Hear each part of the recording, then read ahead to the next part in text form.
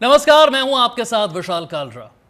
OTT और web series का culture Bharat में आए अभी कुछ साल ही हुए हैं, लेकिन जब जब भारत में सबसे चर्चित, सबसे लोकप्रिय वेब सीरीज की चर्चा होगी तो पंचायत का नाम उसमें जरूर लिया जाएगा।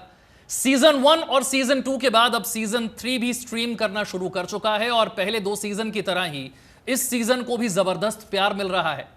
प्रधान जी और सचिव जी के किरदार को तो आप अच्छे से जानते ही हैं, लेकिन एक और किरदार है और वो किरदार है जगमोहन का, जो अपनी कला से, अपनी प्रतिभा से, अपने एक्टिंग से लोगों का दिल जीत रहा है।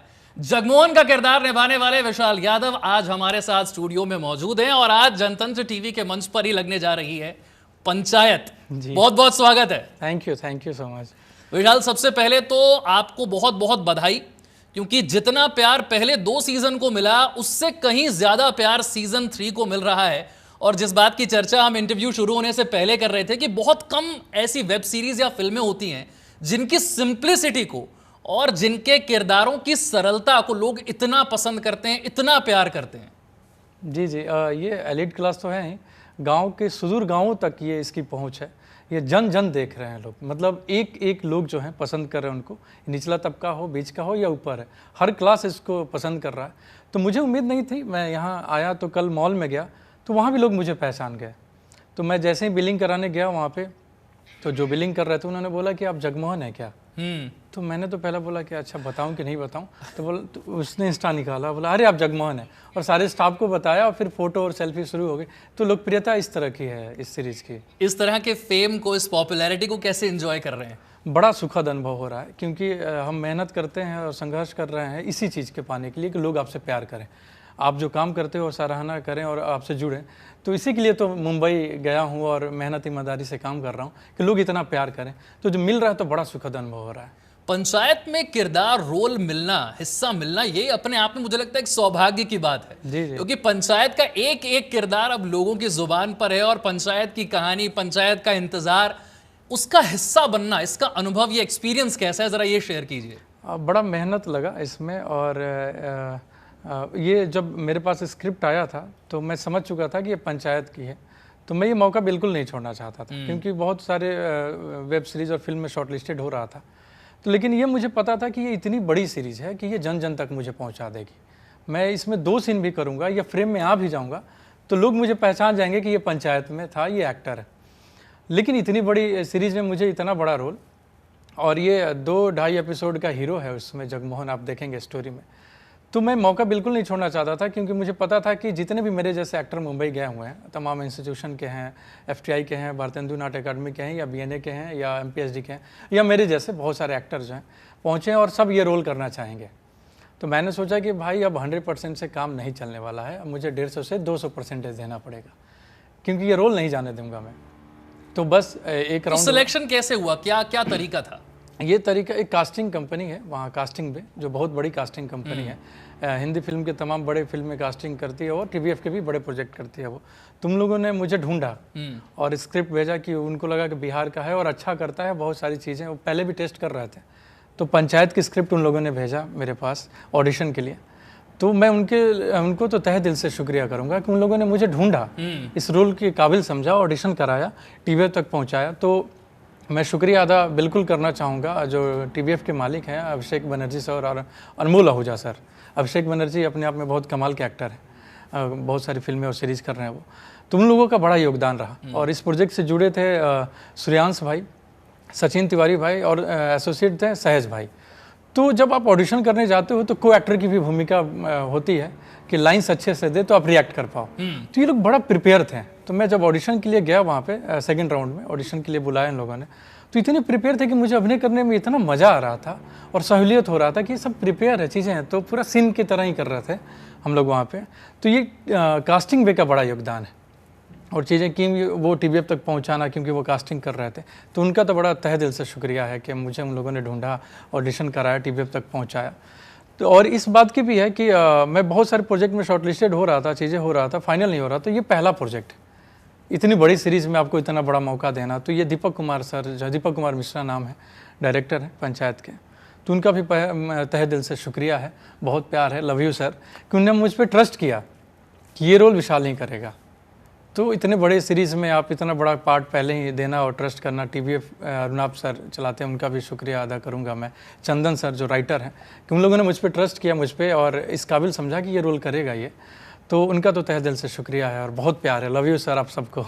आपने को एक्टर्स की बात की, कुछ एक्टर्स जो पंचायत के हैं वो तो ऑलरेडी बहुत बड़े बड़े एक्टर हैं और कुछ ऐसे हैं जिन्होंने अपना नाम पंचायत के जरिए ही बनाया है। तो पहले तो इन बड़े एक्टर्स के बारे में बात करते हैं जो बहुत अनुभवी एक्टर्स हैं, जी जी, जिन्होंने कई फिल्मों में काम किया और कई दशक जो हैं वो फिल्म इंडस्ट्री में बिता चुके हैं। हाँ। उनके साथ काम करने का अनुभव कैसा था? और आप जैसे कलाकार जो अब शुरुआत कर रहे हैं और बिल्कुल छाने के लिए तैयार हैं, इनका अपना जो एक ग्रुप है उनका अनुभव कैसा है? देखिए मेरे लिए इस सीरीज़ में तो सब तमाम अच्छे एक्टर हैं और सब पॉपुलर हैं, बहुत पॉपुलर हैं सब, लेकिन मेरे लिए एक कमाल की बात थी कि रघुवीर यादव सर जो है उस सीरीज़ में, जब आप अभिनय की शुरुआत करते हो, सीखते जानते हो, तो रघुवीर यादव सर को आप बिल्कुल सामने रखते हो कि ये कमाल के एक्टर हैं, ऐसा काम करना है। तो जब मैं मंडी हाउस में भी था तो सर वर्कशॉप करने के लिए आते थे NSD के थ्रू या तमाम जो संस्थाएं हैं वो कराती थी। तो हम लोग रिफ्यूजी जो बच्चे होते हैं हर ग्रुप के साथ जो नाटक करते हैं, तो मौका हम लोग छोड़ते नहीं थे, तो सीखते थे इनके वर्कशॉप में, कोने में जाके बैठे हुए हैं। तो सोचता था कि सर रघु सर के साथ किसी दिन काम करने का मौका मिले। तो ये हुआ, पहला दिन मेरा पहला शॉट रघुवीर यादव सर के साथ था, नीना मैम के साथ। जब इतने बड़े एक्टर सामने होते हैं कभी आवाज़ कांपती है? नहीं, कभी आवाज़ पसीना आता है? जी मैं थोड़ा घबराया हुआ जरूर था, आवाज़ तो नहीं कांपती है, लेकिन एक सीनियर है जिनसे आप सीखते हो, जिनको एडमायर कर रहे हो आप, तो उनके साथ आप काम कर रहे हो पहला ही दिन, तो थोड़ा डर तो था, नर्वस तो था मैं। तो सेट पे लेकिन मैं गया पहले दिन, गाड़ी से उतरा उस दिन, तो सर ने देखा, बोला हाँ यादव जी आइए। बोला सर मुझे जानते हैं क्या? तो इस तरह से वो बात शुरू की कि मुझे लाइट कर दिया उन्होंने और पूरा सहयोग किया, हंसी मजाक शुरू हो गया। फिर हम लोगों ने मज़े लेके वो सीन शूट किया, जो पहला आप देख रहे हैं बाइक से गिरते हैं, वो मेरा पहला दिन था। तो मेरे लिए तो ये बहुत बड़ी बात थी कि रघुवीर यादव सर के साथ काम कर रहा हूँ मैं। और अब उम्मीद करते हैं कि ये वाला जो सीजन है बहुत सारे मीम्स लेकर आएगा, क्योंकि देख रहा है ना विनोद, ये जो मीम है ये इतना हिट हो चुका है कि अब आप इंटरनेट पर कहीं भी चले जाइए, घटना दुनिया में कोई भी घट रही हो, वो देख रहा है ना विनोद चल जाता है। जी जी। इस मीम की कभी चर्चा हुई कि ये कैसे हिट हो गया इतना? नहीं, शूट कोई भी एक्टर करता है मेरे अनुसार, तो उसको नहीं लगता कि ये मीम्स बनेगा, वो तो अपना काम और सीन करता है। जैसे मैं ही बताऊँ, लेकिन थोड़ी ज्यादा पॉपुलैरिटी दिलवा देते हैं ये मीम्स। हाँ, क्योंकि वो अब देखिए अभिनय आप करते हो, लोगों मीम्स तो अलग एक इंडस्ट्री, अलग चीज़ें हैं, उनको जो लगता है वो मीम्स बनाते हैं हर चीज़ों पे, लेकिन एक अभिनय करते हो, आपको स्टोरी मिलता है, आप किरदार निभाते हो मेहनत ईमानदारी से, तो जिसको जो लगता है वो उसके अनुसार बनाता है। लेकिन मीम्स बनता है तो अच्छा लगता ही है ना, कि कोई भी मोबाइल खोलते हैं आप दिख जा रहे हो, चीज़ें हो जा रही हैं। तो मुझे याद है कि जब हम तो सीन कर दिए अपना, तो एक सीन है कि जगमोहन ने नाम बुड़ा दिया, उसमें मीम्स बनने शुरू हो गए। तो मुझे याद है कि अगले दिन शो रिलीज हुआ था, वो मीम्स आ गया था। तो जो दुर्गेश भैया हैं, बड़े कमाल के एक्टर हैं, जो बनराकस करते हैं, दुर्गेश कुमार नाम है उनका, तो बोले कि अरे विशाल देख मीम आ गया। तो मैंने बोला कहाँ भैया? तो बोले देखो कि जगमोहन ने नाम बुड़ा दिया। तो मीम्स की उसके बाद वो जो है बाढ़ आ गई कि हर चीज़ पे बन रही है, लेकिन उस पर बनना शुरू हो गया कि UPSC की तैयारी करने गया था और नहीं निकला तो खानदान का नाम बुड़ा दिया। तो जिसको जैसे लग रहा है वैसे जगमोहन जो है खानदान का नाम बुड़ा दिया। तो आज भी एक नया मेरे पास आया। तो मीम्स बनता है तो अच्छा लगता है कि लोग मोबाइल खोल रहे हैं तो पहुंच रहे हैं। लेकिन एक और कमाल की बात यह है मेरे लिए कि अभिनय के बारे में भी लोग मुझे मेरे सीनियर हैं जो भी हैं, जो मुझसे 18 साल 19 साल सीनियर हैं रंगमंच में, मेरे विधा के लोग हैं, तो जब वो तारीफ़ करते हैं तो और अच्छा लगता है कि वो प्रोफेशन जानते हैं, अभिनय को जानते हैं, चीज़ें करते हैं। तो उनकी तारीफ़ मेरे लिए एक बहुत बड़ी बात थी कि शो देखने के बाद दिल्ली से फ़ोन गया और चीज़ें आई कि विशाल अभी शो ख़त्म किया है, तो मुझे मोन्टाज वाले जो तुम्हारे सीन हैं उसमें मुझे इरफान भाई की झलक नज़र आ रही थी। तो मैं तो रोंगटे खड़े हो गए और मैंने कहा कि अरे दादा मैं तो चरणों की धूल के बराबर भी नहीं हूँ। तो मैं हो गया कि अरे ये क्या। तो फिर बाद में अच्छा भी लगा कि जिस फील्ड में हो आप काम कर रहे हो और ऐसी तारीफ़ मिल रही है तो लगता है कि सही दिशा में है आप, मेहनत ईमानदारी जो है रंग ला रही है। तो मेरे लिए सारी चीज़ें जो हैं बड़ी बात हैं और ऐसा कॉम्प्लीमेंट आता है जो ये प्रोफेशन में है और क्राफ्ट को जानता है वो ऐसी बातें कर रहा है, तो बड़ा अच्छा लग रहा है। थोड़ा सा आपके बैकग्राउंड की बात करते हैं। अगर मैं ठीक हूँ आप बिहार के आरा से आते हैं, कैसे शुरुआत हुई और मुंबई तक का सफ़र कैसे तय हुआ? जी ये बड़ा लंबा अरसा है, बड़ा लंबा समय लगा है, क्योंकि मैं बचपन में ही डिसाइड कर चुका था कि मुझे एक्टर बनना है, क्योंकि मुझे बड़ी रुचि है अभिनय करने में। मुझे याद है कि कभी भी शादी हो या कुछ हो मैं डांस करता था, मुझसे रुका नहीं जाता था। आज भी पैर कांपने लगते हैं म्यूज़िक बजेगा तो मुझे बड़ा अभिनय करने में आनंद आता था। तो स्कूल टाइम में ही शुरू कर चुका था, एनुअल फंक्शन वगैरह होता है तो उसमें पार्टिसिपेट कर रहा था मैं। तो 5वीं क्लास में जब पहुंचा तो बड़े लेवल पे एनुअल फंक्शन हो रहा था, तो एक नाटक में मुझे ऑडिशन किया गया, ड्रामा टीचर जो थे वो कर रहे, तो मैंने वो क्रैक कर लिया। फिर दूसरे नाटक में किया, तीसरे में किया, तो 5 नाटक में मैं मेन रोल करने लगा। और 15-20 मिनट के जो बच्चों के नाटक होते हैं, तो 5 ये किस उम्र से शुरुआत हुई? 5वीं क्लास के बच्चा। 5वीं क्लास? जी 5वीं में। ऐसे तो नाचने कूदने में पहले ही लगा था, लेकिन एक होता है ना कि मंच पे आप चढ़ गए। मंच पर, हाँ, जो प्रॉपर मंच होता है, बना होता है, ऑडियंस से थोड़ा ऊपर, वो एक फील होता है कि मंच पे आगे लाइट आप ही पे है, ऑडियंस अंधेरे में है। तो 5वीं क्लास में हुआ कि ये अब सब में मुख्य भूमिका करेगा, तो इसका मेकअप कैसे किया जाए, कॉस्ट्यूम कैसे चेंज किया जाए। तो बहुत सारे बच्चों को तैयार कराया गया कि तुम नृत्य करो, तुम सिंगिंग कर लो, तुम पोएट करो, ताकि ये कॉस्ट्यूम चेंज करे। अच्छा, हाँ, कुछ देर मिल जाए, समय मिल जाए। हाँ। तो उस दरमियान कर रहा था मैं, तो रातों रात चर्चा में आ गया वहाँ पे स्कूल में कि एक बच्चा बड़ा अच्छा कर रहा है। सभी गार्जियन जो है तारीफ कर रहे थे, तो सबके गार्जियन मुझसे मिलना चाहते थे। तो मेरी माँ भी गई थी, माई मैं बोलता हूँ उसको। तो मेरी माई बुजुर्ग है थोड़ी, तो मुझे उस समय थोड़ा वो लगता था कि कैसे कहूँ कि मेरी माई है, क्योंकि एज में काफ़ी है और सबके माँ बाप यंग थे, लेकिन माई का बड़ा सपोर्ट वो रहती थी हमेशा मेरे साथ। तो पॉपुलर हो गया। तो उसी समय मेरे ऊपर नज़र पड़ा, एक वरिष्ठ रंगकर्मी है चंद्रभूषण पांडे। तो जो भी एमेच्योर ग्रुप थे वहाँ पे, सबकी नज़र पहुँची कि अच्छा करता है तो इसको साथ बच्चे का रोल दिया जाए या कराया जाए। और मेरी भी रुचि थी कि भैया हाँ बताइए, कराइए, जो भी है। तो चंद्रभूषण सर ने मेरे ऊपर नज़र पहुँचा उनका, और 7वीं क्लास में जब मैं पहुँचा तो वो वर्कशॉप देना शुरू कर दिया। उन्होंने कहा कि देखो तुम्हें एक्टर बनना है। तो मतलब हाँ सर बनना तो है, तो ठीक है, प्रॉपर ट्रेनिंग लेनी पड़ेगी, तुम्हें चीज़ें ऐसे करना पड़ेगा। हाँ सर बताओ। तो ट्यूशन होता है स्कूल के बाद, तो मैं सुबह कर लिया कि सुबह उठ के ट्यूशन करूँगा, फिर स्कूल जाऊँगा, फिर शाम का जो समय है ये करूँगा।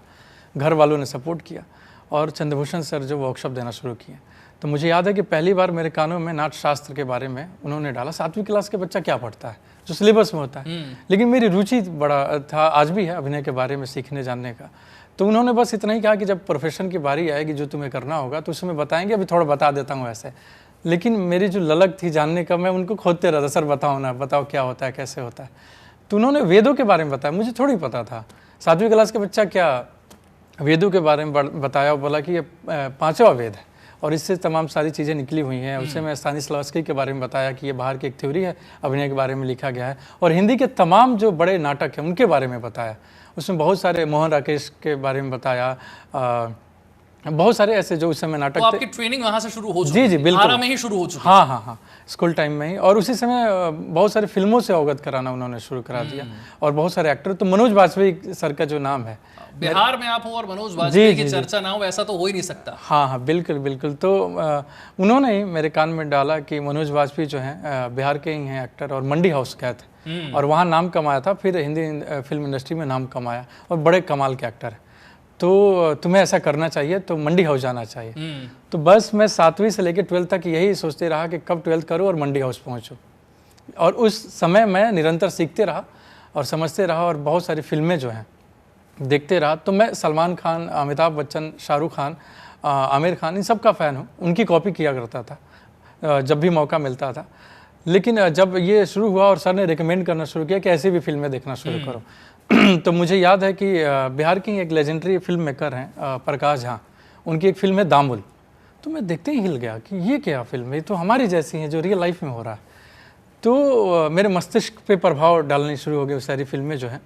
तो वैसे बहुत सारे film, bandit queen under as में देख गया, सॉरी उसके लिए, लेकिन वो सारी चीज़ें देख रहा था मैं पार देख गया नसीर साहब का। मैं उस समय बलराज साहनी का 2 बिघा ज़मीन देखा, गर्म हवा देखा। तो ऐसी फिल्में देख रहा, पंकज कपूर की एक डॉक्टर की मौत, ऐसे फिल्में देखना शुरू किया। और तो मैं गंभीर होते चला गया, और रुझान जो है अलग तरीके से। मैं हासिल देखा इरफान साहब का, तो मैं तो बोला कैसे लोग, ऐसे ऐसे अभिनेता हैं, अलग अलग लोग हैं। तो मैं सीखना समझना शुरू किया कि कैसे अप्रोच कर रहे हैं। तैयारी मतलब मौका नहीं छोड़ रहा था कि जो भी हूँ। लेकिन उसी समय मेरे पिताजी ने कहा कि ठीक है तुम्हें दिल्ली जाना है, एक्टर बनना है, और फिर मुंबई जाओ। दिल्ली जाने वाली बात कब हुई? 17-18 साल की उम्र में? उससे भी पहले। उससे भी पहले? हाँ, 8वीं क्लास में ये बात शुरू हो चुकी थी। नहीं, जाना कब हुआ? जाना मैं 12th के एग्जाम देने के बाद, रिजल्ट नहीं आया था, एग्जाम दे के निकल गया था कि रिजल्ट आएगा तो देखा जाएगा क्या करना है। तो उसी समय मेरे पिताजी जो है, जब 8-9 में था, कि बोले कि ठीक है तुम दिल्ली जाओगे और तमाम चीज़ें सीखोगे, तो अपना फोक भी सीख लो, अपना कल्चर भी सीख लो, क्योंकि ये मदद करेंगी।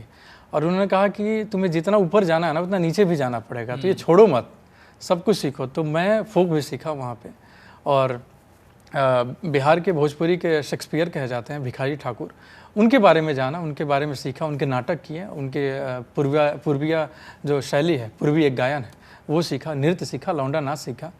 और उसी से जो है महेंद्र मिश्र करके हैं, उनके बारे में जाना। तो जो भी फोक है, हनुमान पाठा जो थे, जो फोक लिखते थे, पूर्वी गायन लिखते थे हम उनका, तो माना जाता था कि कोई भी इनका लिखा हुआ गा दे तो वो गायक है। तो जो भी उपलब्ध था, या जो भी उस समय जो पोएट लिखते थे भोजपुरी में लिखते थे। कुछ याद है उस समय का? हाँ, गाने बहुत सारे याद हैं। कुछ सुनाना चाहेंगे हमारे दर्शकों? बिल्कुल। विदेशिया जब मैं करता था और सीखता था, बच्चा ही था लेकिन करता था, रुचि थी। तो मैं एक विदेशिया नाटक है, बड़ा फेमस नाटक है वो। एक तो संजीव उपाध्याय सर ने 1000 शो कर चुके हैं वो, इसके इतने बड़ा नाटक है वो। तो उसका एक लाइन है जो मुझे हमेशा याद रहता है कि वो है कि पहले क्या होता था कि बिहार में लोग कमाने कोलकाता चले जाते थे, तो जो महिलाएं बोलती थी कि विदेश गई बड़े कमाए। तो उसी में होता है कि शादी नई नई हुई है तो पति जो है बिना बताए निकल गया है कमाने, क्योंकि बताता तो वो जाने नहीं देती, क्योंकि नई नई शादी हुई है। तो चले जाने के बाद अपने सखी से वो कहती है, अरे पिया कहले बाहर आ जाई, कुछ दिन में लौट के आई। अरे पिया कहले बाहर आ जाई, कुछ दिन में लौट के आई। कि ये हो मोरे रामा, ए हो मोरे रामा, कि ये हो मोरे रामा, सुकवा उगत में पियावा भागल हो राम। कि ये हो मोरे रामा, सुकवा उगत में पियावा भागल हो राम। तो ये विदेशिया का है। क्या बात है, क्या बात है। तो ये सारी ट्रेनिंग बिहार में ही हो रही थी तब तक? हाँ, उसके बाद दिल्ली जाना हुआ? हाँ जी। तो दिल्ली जब मैं पहुंचा यहाँ मंडी हाउस में, तो वहीं सीनियर ने रिकमेंड किया कि तुम्हारी बेसिक चीज़ें क्लियर है, तो वैसे व्यक्ति के पास तुम्हें जाना चाहिए कि तुम्हें इससे ऊपर ले जाए। तो मैं जब मंडी हाउस पहुंचा तो मेरे गुरुजी जो थे श्री महेंद्र मेवाती, मेरे हिसाब से हिंदी रंगमंच में उनसे बड़ा एक्टर कोई नहीं था उस समय, अब इस दुनिया में नहीं है वो। तो NSD 95 बैच के पास आउट नवाजुद्दीन सिद्दीकी के सीनियर थे वो। तो मैं उनके सानिध्य में रहा, उनके चरणों में रहा मंडी हाउस में, और उनसे निरंतर सीखते रहा। तो उन्होंने फिर बाहर की फिल्मों से अवगत कराया मुझे कि तुम्हें इंटरनेशनल एक्टर भी बनना है और ऐसी चीज़ें करना है, तो ये देखो। तो मुझे याद है कि मैं मंडी हाउस में अल पचिनो को समझा कि अच्छा अल पचिनो भी एक्टर है।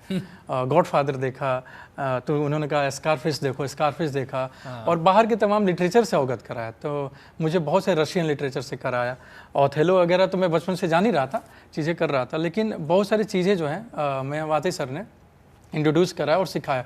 और अभिनय की बहुत सारी बारीकियाँ और टूल्स जो होती हैं वो उनके थ्रू मेरे पास आया, और मैं निरंतर सीखते रहा उनसे। और तो दिल्ली में थिएटर चलता रहा साथ में? हाँ, थिएटर बहुत सारे तमाम ग्रुपों के साथ नाटक कर रहा था जहाँ मौका मिल रहा था। दिल्ली के थिएटर की कोई ऐसी याद है जो शेयर करना चाहते हैं, जो दिल के बहुत करीब है, जिससे बहुत कुछ सीखने को मिला हो? जी, मेवाती सर के साथ तो सीख ही रहा था। फिर एक समय आया कि मुझे लगा कि अपना खुद का भी प्रोडक्शन करना चाहिए, कि लगा कि मैं सक्षम हो चुका हूँ, मुझे करना चाहिए, लोग सहयोग करेंगे। तो नेटुआ का मेरे ऊपर बड़ा प्रभाव था। मैंने देखा नहीं था कभी नेटुआ, मनोज वाजपेयी सर का, सुना बहुत था कि मंडी हाउस में सर ने नेटुआ किया था।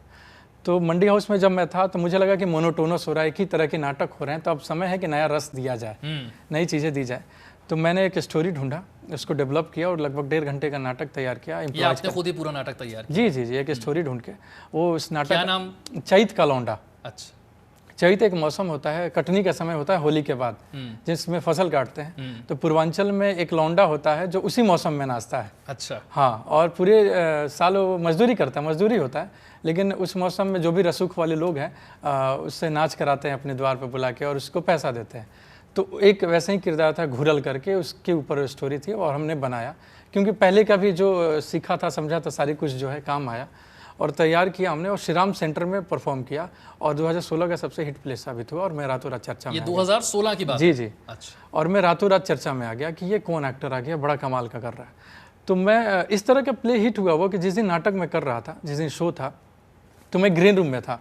तो मेरे एक सहयोगी दौड़ के आए, बोले विशाल भाई कमाल हो गया है। तो मैंने बोला क्या हुआ? बोले कि जितने लोग ऑडिटोरियम के अंदर है उतने बाहर है, लोग मारामारी कर रहे हैं अंदर आने के लिए, और शिकायत कर रहे हैं ऑडिटोरियम वाले कि इतने लोग आए, तो पहले बताना चाहिए था आपको। तो मेरे अंदर जो वो खुशी था और मनोबल बढ़ गया कि यार परफॉर्मेंस करने इतने सारे लोग आए हैं, तो और मन बढ़ा। तो मुझे याद है कि जैसे ही पर्दा उठता है तो मुझे लगा कि मैं ऑडियंस के बीच में ही हूँ, सारे लोग आसपास बैठे हुए हैं। तो और इतनी भीड़। जी जी, और प्ले का इतना अच्छा रिस्पॉन्स रहा कि मुझे 10 मिनट से ज़्यादा स्टैंडिंग ओवेशन मिला। वाह। और मैं रातों रात चर्चा में आ गया कि कोई लड़का है और बड़ा अच्छा कर रहा है, क्योंकि मैं उसमें लड़की बनता था, करेक्टराइजेशन था उसका मेरा अपना उसके ऊपर। तो जो भी सीनियर थे हमारे वहाँ पे मंडी हाउस में, मुझे अपने पास बैठाने लगे, सिखाने लगे और समझाने लगे और सहयोग करने लगे कि इस बच्चे में है तो इसको सहयोग किया जाए और चीज़ें की जाए। तो मुझे पहचान जो मंडी हाउस में मिली वो चैत के लौंडे की वजह से मिली कि एक लड़का है और बड़ा अपना ही लिखा हुआ नाटक अपने आप परफॉर्म किया और दिल्ली में थिएटर जो देखने आ रहे थे लोग उनका दिल जीत लिया। जी जी जी, बहुत सारे कॉलेज के भी दर्शक थे उस समय। तो इतना चर्चा हो गया कि मेरे कॉलेज में आइए, वहाँ आइए। तो इतना, और मात्र मैं 19 साल का था उस समय। अच्छा, जी। तो 19 साल की उम्र में जो है वो दिल्ली आना, थिएटर करना, थिएटर में हिट हो जाना, जी जी ये सब कुछ हो चुका था। जी जी। अब यहाँ से आगे का सफर मुंबई के लिए कैसे शुरू हुआ? हाँ, वही हुआ कि फाइनली मुंबई ही जाना था, एक्टर बनना था। तो एक ट्रेन तो आरा से खुली थी, लेकिन मंडी हाउस होके मुंबई जाना था, क्योंकि सीखना समझना था। ऐसे अब मुंबई मैं नहीं जाना चाहता था, क्योंकि मुझे पता है कि जिस फील्ड में जाना है सीख समझ के तैयार होके जाना है, क्योंकि कहीं भी जाओगे आप तो उसी के काबिलियत पे आपको काम दिया जाएगा। तो मैं सीखने समझने के लिए मंडी हाउस तो पहले तैयारी पूरी कर ली दिल्ली में, और तैयारी जब पूरी हो गई फिर मुंबई गए। हाँ, फिर लगा कि और कुछ भी जो भी सीखना है वो तो निरंतर चलते रहेगा। तो अब समय है कि सही समय पे पहुंचा जाए, कि जिस एज का हूँ उस एज का भी तो किरदार किया जाए। तो बहुत सारे मेरे साथ जो थिएटर करने वाले लोग थे वो वहाँ चले गए थे मुंबई। तो बोले कि बहुत सारी सीरीज़ बन रही है, तुम्हें अच्छा एक्टर को काम मिलेगा, तो तुम आओ, मुंबई आओ। और तो मुझे लगा कि अब जाना चाहिए, क्योंकि इसी के लिए तो आए हैं। थिएटर तो सीखने और जानने का है, थिएटर में जीवन नहीं बिताना। मुंबई पहुंचा, लेकिन शुरुआत दिन कौन सा साल था जब आप मुंबई पहुंचे? 19 के लास्ट में पहुंचा हूँ मैं। 2019 के अंत में? हाँ, अंत में पहुंचा हूँ। और पहुंचा और वहाँ पे तो लगा कि अरे बाप, कहाँ आ गया, ये तो बहुत बड़ा शहर है, इसमें तो मुश्किल है, किसको बताऊँ कि मैं एक्टर हूँ। यहाँ तो बहुत सारे लोग हर रोज एक्टर बनने ही आ रहे हैं। हाँ, और इतने एक्टर हैं, सब एक्टर हैं। तो और समंदर मैंने कभी नहीं देखा था इससे पहले, मतलब रियल लाइफ में नहीं देखा था। और जहाँ रुका हुआ था रात ना बिहार ना दिल्ली, तो मुंबई पहला मौका था वो। हाँ, पहली बार ही मुंबई गया था, और यहाँ से बांध के ही गया था कि अब चलो मुंबई चलो। तो गया वहाँ पे, तो समंदर की आवाज़ रात में आती थी जहाँ मैं सोता था, तो डर लगता था। कहाँ रहते थे आप मुंबई जाने के बाद? वहीं बरसोवा यारी रोड के पास ही। अब तो मैं इधर शिफ्ट हो गया हूँ। तो वो समंदर की आवाज़, क्योंकि वो समंदर किनारे ही है वो जगह, तो वो आवाज़ रात में आती तो डर लगता था, अरे बाप, इतना बड़ा समंदर और इतने ज़्यादा भीड़ भाड़ वाला क्षेत्र, कैसे किसको बताऊँ कि मैं एक्टर हूँ। तो 3-4 महीने तो भटकने में निकला। तो मैंने डिसाइड किया कि ठीक है, सड़क पे घूमते हैं, पता करते हैं कि ये सड़क कहाँ जाएगा, यही पता करते हैं पहले कि जुहू कौन सा रोड जाएगा, या ये अंधेरी लिंक रोड कौन जाएगा, बैंड्रा कौन जाएगा। तो कुछ दोस्त नहीं थे जिन्होंने आपको बुलाया था कि आ जाओ यहाँ पर? तो उनसे हुआ उनसे कुछ मदद मिल रही थी? बिल्कुल बिल्कुल मिली। अब हुआ क्या कि ऐसे घूम ही रहा था तो अचानक सड़क पे मिलने लगे लोग। अरे तुम आ गए क्या? तो बोला कि हाँ दादा आ गया हूँ। तो मिलो उस चाय दुकान पे। तो शाम में गया तो पता चल कि अरे वो भी तो यहीं है, वो भी यहीं है, वो भी यहीं है। अच्छा। फिर धीरे धीरे एक चाय दुकान पे इकट्ठा होने लगे हम लोग, और इन्फॉर्मेशन ट्रांसफर होने लगा, और वो लोग मुझे गाइड करने लगे और रिकमेंड करने लगे कि इस कास्टिंग वाले से मिला, मेरा नाम ले लेना। फिर उन लोगों का सहयोग रहा। तो ऐसे धीरे धीरे धीरे कास्टिंग कंपनियाँ जब भी जहाँ अप्रोच करना था, और पहले से भी जहाँ जानता था जो करके गया था वहाँ अप्रोचिंग करना शुरू कर दिया, और रिकमेंड मिलता था तो और आसान हो जाता था कि हाँ उस दादा ने भेजा इनको। हमने अक्सर सुना है कि मुंबई जाकर के एक्टर्स का जो स्ट्रगल होता है वो बड़ा मुश्किल समय होता है। बिल्कुल। तो वो आपका स्ट्रगल वाला पीरियड कितना लंबा चला? ज़्यादा नहीं था, 6-7 महीने था। मतलब स्ट्रगल में नहीं कहा था, क्योंकि आप जब नए जगह पे गए हैं तो वो तो चीज़ें होंगी, तो वो जाहिर सी बात, तो स्ट्रगल नहीं, लाइफ। लोगों को लगता है कि हजारों लोग रोज एक्टर बनने आ रहे हैं, उसमें से जैसे आपका भी सवाल था कि मैं किससे बताऊं कि मैं एक्टर हूं। हाँ, यहाँ तो इतने सारे एक्टर हैं। तो फिर कैसे लोगों को पता चला कि आप एक्टर हैं और आप अच्छे एक्टर हैं? हाँ, तो हुआ क्या कि रिकमेंड जैसे कर रहे थे लोग कास्टिंग कंपनी के पास, तो जो भी असिस्टेंट थे तो मैं हाथ पकड़ लेता था कि भैया मैं एक्टर हूँ, और मुझे तो बोलते थे 2 मिनट में फ़ोन पे बात कर रहा हूँ, किसी एक्टर ब्रीफ कर अपना काम कर रहे हैं, आधे घंटे तक ब्रीफ के बोला हाँ बताओ क्या है, तो मैं एक्टर हूँ, ठीक है इंट्रोडक्शन दे दो। तो स्लेट पर लिख के इंट्रोडक्शन, तो पहले इंट्रोडक्शन देना शुरू किया हम लोगों ने। फिर उनको लगा कि इस किरदार में ये जा रहा है, इसका लुक जा रहा है, तो छोटे रोल में ऑडिशन करना शुरू किए वो लोग धीरे धीरे। तो इसमें मैं अच्छा कर रहा था, उनको लगा कि अच्छा करता है तो इसको ठीक ठाक रोल में भी ऑडिशन किया जाए। फिर वो सिलसिला शुरू हो गया कि इसको अच्छे रोल में ऑडिशन करते हैं। अच्छा, पंचायत से पहले क्या क्या था शुरुआत? मुंबई जाने के बाद सबसे पहली चीज क्या, कौन सा काम मिला, कौन सा प्रोजेक्ट था? वो वहीं आ रहा हूँ मैं। अच्छा जी, तो ऐसे हुआ कि ऑडिशन करना शुरू किया हम लोगों ने, तो मैं शॉर्टलिस्टेड होने लगा, क्योंकि मुझे पता था कि मुझे ये क्राफ्ट आता है, कैमरा ऑन होगा मैं जी जान लगा दूंगा, अब ये मौके मिलने लगे हैं। तो ऑडिशन में जी जान लगा के करता था और शॉर्ट लिस्टेड होने लगा। तो टॉप 3 में जाते हो, टॉप 2 में आते हो और इतनी बड़ी फिल्म है, बड़े स्टार के साथ पूरी फिल्म में रहोगे आप, तो मैं बड़ा खुश होता था। और मैं यारी रोड पे घूमता था खुशी से, गया अब मिल गया, कल तो अगले दिन से मैं फलाने एक्टर के साथ काम करूँगा। तो जो भी सीनियर मिलते थे मैं बोल, दादा इस फिल्म में शॉर्ट लिस्टेड हो गया हूँ, अब हो गया, काम मिलेगा मुझे। लेकिन शॉर्ट लिस्टेड हो रहा था, फाइनल नहीं हो रहा, काम मिला नहीं मिला। तो उस बीच में छोटे छोटे काम जो हैं मिल रहे थे, तो फिर मुझे लगा कि ये भी मौका जो है छोड़ना नहीं है, क्योंकि मुझे पता है कि सेट पे मैं जाऊंगा और अच्छा करूंगा तो को एक्टर ही रिकमेंड कर देगा कि अच्छा एक्टर भाई इसको यहाँ लो, या डायरेक्टर जो है उनको अच्छा लगेगा तो वो रिकमेंड करेंगे, या कास्टिंग कंपनी जो मुझे भेज रही है उनको अच्छा लगेगा तो और प्रोजेक्ट में ऑडिशन करेंगे।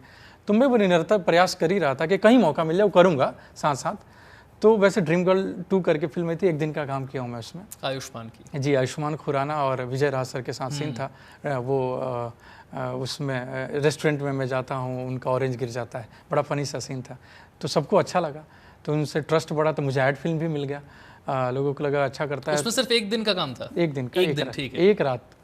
और बड़ा मजा आया। विजय राज सर का सहयोग था, राज शांडिल्या सर थे डायरेक्टर हैं, उनका सहयोग। तो मैं मौका नहीं छोड़ना चाहता था कि अब अच्छा कहेंगे तभी तो काम होगा, लोग रिकमेंड। पहला मौका था जब आप बड़े पर्दे पर नजर आए पहली बार। जी, ड्रीम गर्ल 2। जी।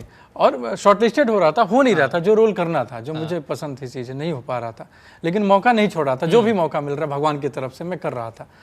तो उसके बाद मुझे एक ऐड फिल्म भी मिला, उसी के बदौलत कि अच्छा करता है तो उसका ऑडिशन किया जाए, तो उसमें मुझे मेन प्रोटैगनिस्ट बना दिया गया। ऐड में 2 फिल्में बनी थी, तो उसमें सौरभ शुक्ला, स्पर्श श्रीवास्तव जो लापता लेडीज़ के एक्टर हैं, तो मुझे ही मेन बना दिया गया कि मैं ही गिरता हूँ दद्दू मुझसे नहीं हो पाया। फ्लिपकार्ट का ऐड था। फ्लिपकार्ट का? जी। तो उसमें मुझे काम मिला, लेकिन जो मैं करना चाहता था उसमें शॉर्टलिस्टेड हो रहा था। तो एक समय आया कि मैं बड़ा दुखी हो गया, और एक शब्द से बड़ा मुझे वो चिढ़ हो गया कि यार बेस्ट ऑफ लक। तो बोलते थे यार बड़ा अच्छा एक्टर है, लेकिन लक नहीं चल रहा। हाँ, नेक्स्ट टाइम काम करेंगे, बेस्ट ऑफ लक। तो मैं डर गया कि यार बेस्ट ऑफ लक ना बोलते हैं। हाँ। तो मोबाइल पे जब मैसेज जो होते हैं ना कि बेस्ट ऑफ लक का मैसेज ना आ जाए तो डर होने लगा था यार बेस्ट ऑफ लक, अरे यार फिर अब मेरे लुक का कब आएगा, कौन से प्रोजेक्ट में ऑडिशन होगा, शॉर्टलिस्टेड होऊंगा, तो लंबा समय दिखने लगता था। तो बड़ा दुखी हुआ मैं, और दुख होने लगा कि यार कोई लग रहा लेना नहीं चाहता, काम नहीं मिल रहा है। तो लगभग 1 साल पहले की बात है, ये चल ही रहा था ऐसे।